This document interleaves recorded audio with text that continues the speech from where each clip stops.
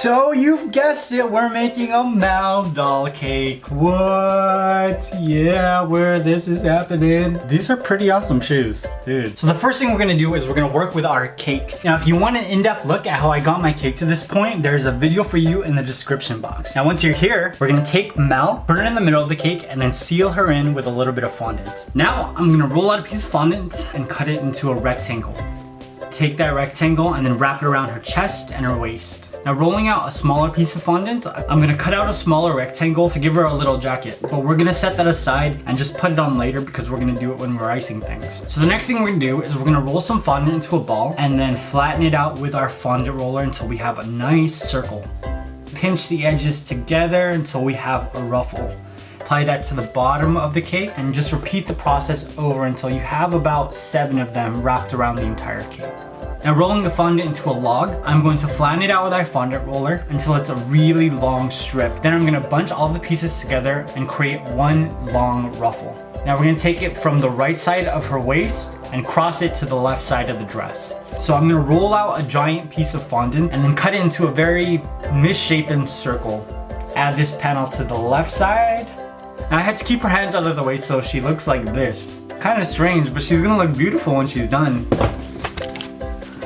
Look, I did this to an entire Converse shoe. I think these are so cool. So one of the things I really liked about her outfit is that she has these like studs on them. Now, maybe not as much, but I kind of wanted to exaggerate things a little. So I've got these jewel candy bolts and the 5 here look exactly like studs. So I'm going to take some melted white candy melt and fill each of these crevices.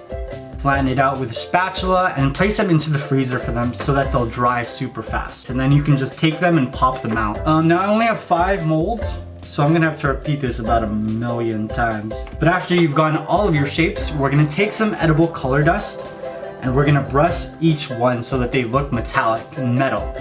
That's the only ornament we have to create, so let's put this baby together. So I'm not gonna lie, I had to drink a little bit while I was watching this movie. Now, watching the first scene with Beauty and the Beast and their son, I was like, oh, this is gonna be really interesting. And then they went into their first musical number and I took a shot of Jack Daniels because I'm definitely not the intended audience for this movie. But after I loosened up a bit, I was really able to enjoy it. Conceptually, it's such an interesting thing. I mean, we get to see what happens after Happy Ever After. And not just the main characters like Cinderella or Belle, but the villains. And we never really get to explore what happens to them after the movie ends. Although I thought most of them died, but I guess I was wrong. So Mal was a very relatable character to me. I think it's because she kind of reminds me of my struggle with my parents. You know, my parents are immigrants, and I think they had a very different idea about what my life was gonna look like. And with Mal, it was kind of like that. You know, she was supposed to be evil, she's supposed to follow her mom's orders, she's trying to gain her approval.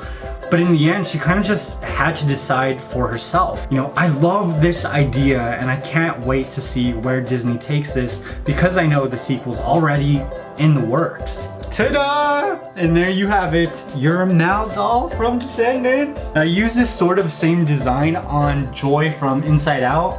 And I love it, man. It's just so cool. I love the heart and the saw. The light purple, these black gloves, punk rock sort of thing on the side. Studs. Wow. Now I added a little bit of green just to reference Maleficent's powers, but I really didn't want it to look evil because Mal chose her own path. So I'm curious, what did you guys think of Descendants? Now let me know in the comments and let me know what you'd like me to make next. I hope you guys enjoyed this. I will see you very soon.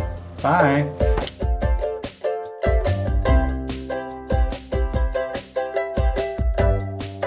Want to see more?